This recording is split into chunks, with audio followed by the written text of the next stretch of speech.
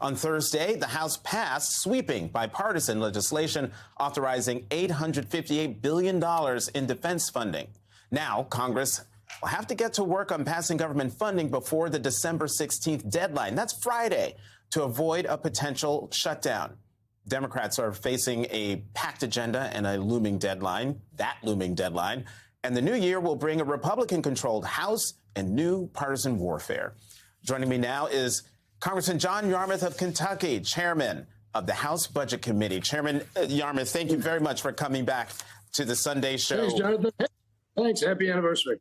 Oh, thank you. So negotiations seem to be stalling between Democrats and Republicans to stave off a possible government shutdown. What can you tell us about the ongoing negotiations? And what's the likelihood of Democrats passing perhaps a year-long stopgap funding bill? Well, as I understand it, and most of the controversy is in the Senate right now, and this is a difference over the top line number, and it's somewhere in the 20 to 30 billion range. And when you think about the fact that the discretionary part of the budget, in other words, the part of the budget that Congress actually controls, it's about $1.5 trillion. So 20 to 30 billion is not a very high percentage of that. It's just about at 1 or 2%. So this is something that should be easy to compromise. Where the controversy is and the dispute is whether domestic spending should have parity with defense spending.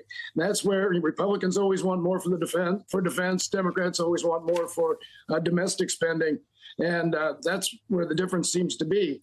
But again, this should be an easy thing to negotiate. And I think Democrats certainly on the House side desperately want to have an omnibus budget for this year. And I think the Senate does too. As a matter of fact, I talked to Senator McConnell a week or two ago. He said he wants one. Now, he said he's made other comments that don't indicate the same thing.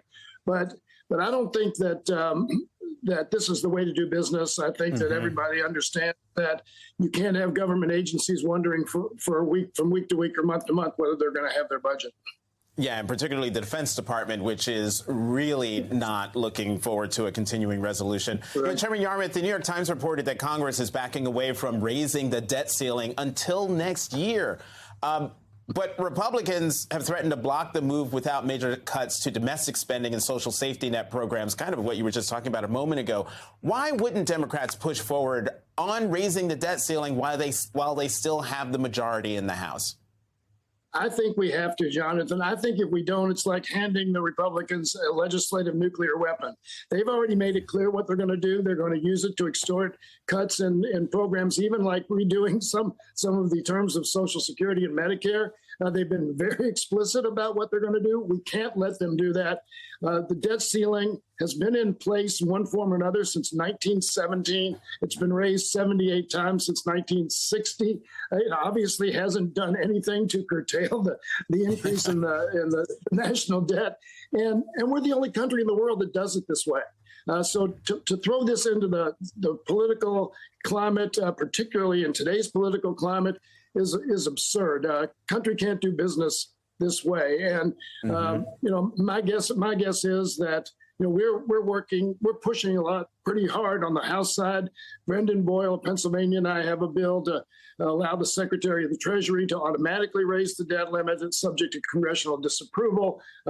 Some people want to raise it to $100 trillion, so we would never reach it. Other people, and I'm one of them, would just like to see us take it off the books again, because it's totally ineffective and just leads to mischief. And just keep in mind, raising the debt ceiling is not new spending. It is old spending. No. It's paying the bills. It's paying for that dinner you just ate at that fancy restaurant. It's not ducking out on the bill. So it's exactly paying your credit card bills. That's right. You've already spent the money. Right. And yeah, exactly. So Chairman Yarmuth, you're capping a 16-year tenure in Congress. What's your advice to your colleagues in the House as they navigate a new Republican-controlled majority in the new year?